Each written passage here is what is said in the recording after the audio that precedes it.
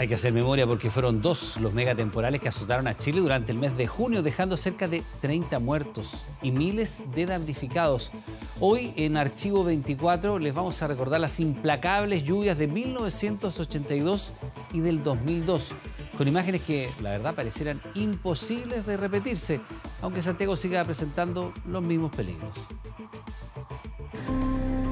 Estamos sobrevolando ahora el sector oriente de la capital, que está absolutamente destruida por el cauce del Mapocho. Cuesta imaginar que el río Mapocho, hoy transformado en un débil hilo de agua, tuviera tal potencia y magnitud que hiciera colapsar a toda una ciudad. Eso pasó con los temporales de 1982 y también del año 2002.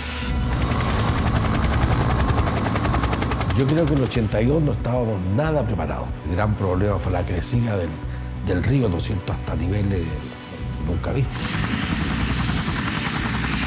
Hubo derrumbes, digamos, y las personas fallecieron. Las calles eran prácticamente ríos. Desarticuló todo sistema. Veía pasar a los autos arrastrados.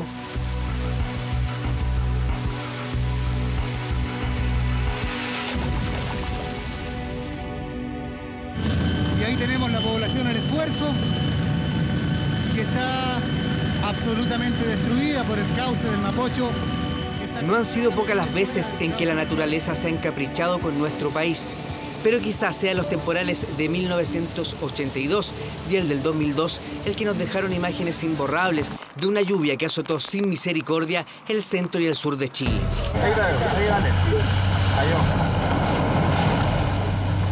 Era un día domingo de junio de 1982, cuando comenzó a llover por 3 días seguidos con una violencia inusitada, en un país donde las cifras de campamentos, desnutrición y desempleo hacían precaria la vida de millones de chilenos.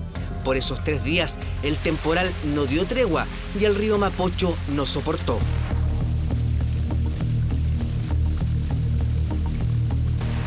El río que se había formado y se había salido el Mapocho. Veía pasar a los autos arrastrados. El Mapocho era un buen indicador, ¿cierto?, de verlo casi a tope. Las calles eran prácticamente ríos.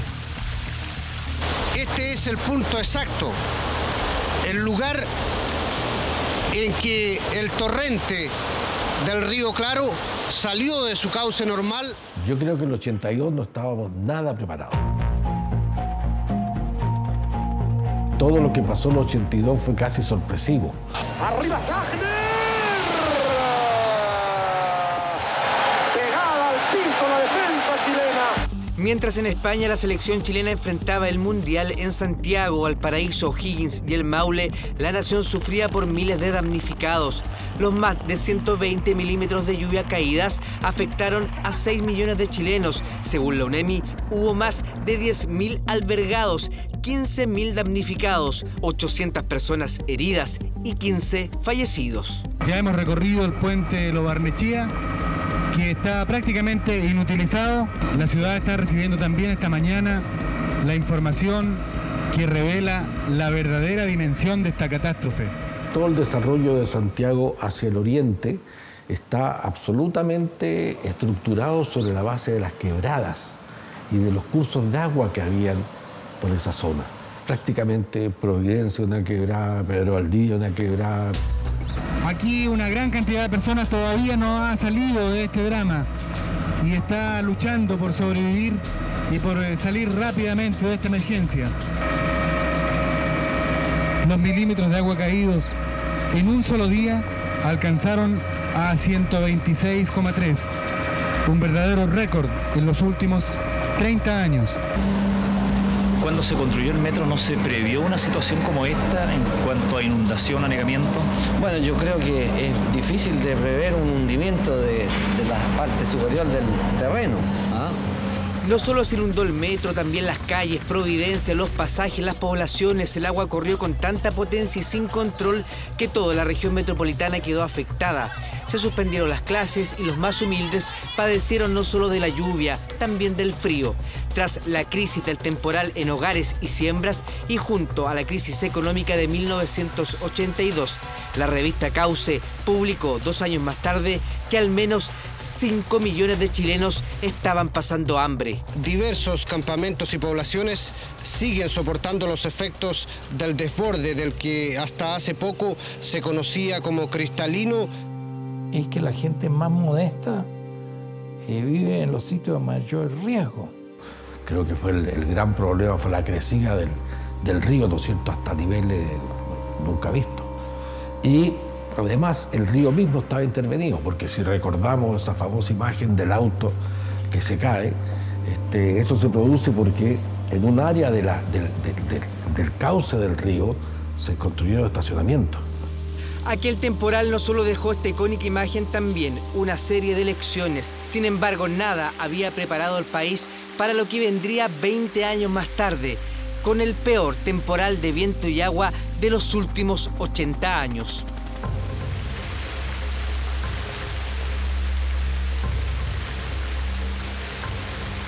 Ese temporal fue un temporal que desarticuló todo sistema.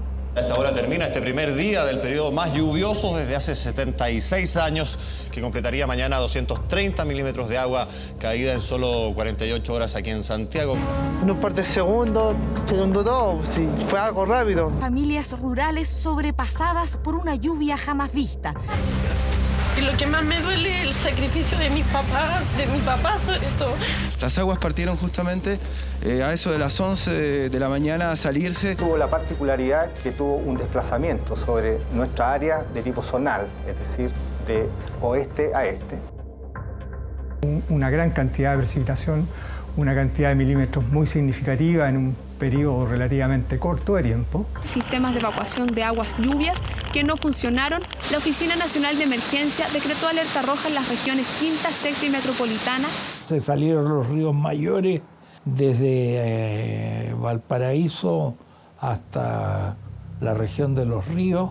Buenas noches, Juan José. 6 muertos, más de 2.000 damnificados y localidades completamente aisladas como Quintero. Es el reporte a este momento de lo que está ocurriendo acá en la quinta región, que nuevamente es azotada por estos temporales. El temporal alcanzó desde Coquimbo hasta Chiloé.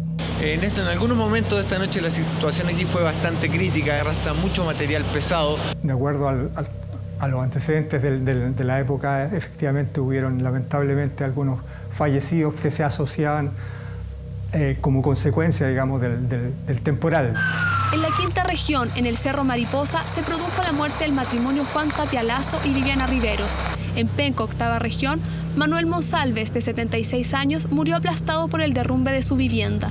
Otras 4 personas fallecieron en la población Huelquén de Los Molles, en la quinta región, en las que fueron alcanzados por un aluvión que arrasó con más de 80 viviendas precarias. La octava víctima fatal se produjo en Santiago. Patricia Peña Balmaceda, de 43 años, murió de hipotermia mientras dormía a la intemperie en la comuna de Recoleta. Los más de 365 milímetros en apenas 3 días dejaron como saldo más de 80.000 damnificados de Santiago Los Lagos y 14 personas fallecidas.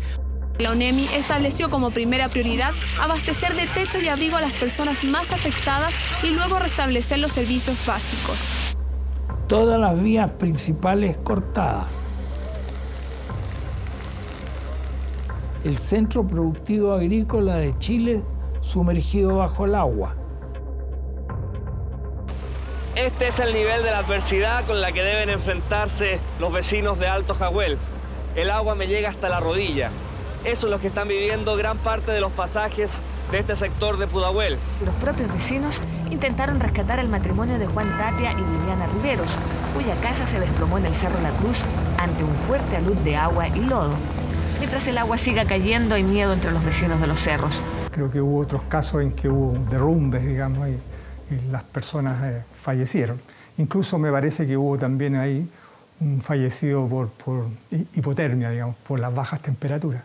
El descuido y la imprevisión de años están en el origen del aluvión que devastó a un Villorrio de los Molles. En primer lugar, estás en presencia de la mayor agua caída en 100 años. Este miércoles se espera que se efectúen los funerales de 3 de las víctimas que engrosan la lista de uno de los temporales más devastadores de los últimos años. En la población Óscar Castro, 200 familias vieron cómo sus casas construidas hace solo 3 años y con un costo superior a los 35 millones de pesos quedaban bajo 1 metro de agua. Poblaciones del Maitén y Joaquín Olivares completamente sepultadas bajo el agua. Una tragedia que volvía a golpear a los más pobres y que conmovió al país. Me gustaría estar aquí para poder salvar algo, porque veo que esto se va a derrumbar, si no... Así que hay que sacar a los niños de acá, del sector. Teníamos una cantidad de campamentos localizados en las laderas de los cerros, etcétera, es decir, las zonas de mayor riesgo. A 40 y 20 años de estos implacables temporales que nos trajo el mes de junio, la ciudad ha seguido creciendo y el cemento le ha ganado centímetro a centímetro a la tierra. Tenemos que comenzar a relativizar la abundancia de concreto en la ciudad. O sea, tenemos que dejar más áreas libres de absorción de agua. Cada cierto tiempo también la naturaleza nos recuerda lo vulnerable que somos frente a una lluvia inclemente y los campamentos, lejos de disminuir, han aumentado. Es un escenario que no he visto repetirse. En Santiago, por ejemplo, aprendimos una cosa, que bastan 19 a 20 milímetros caídas en un corto periodo de tiempo para que Santiago se anegue.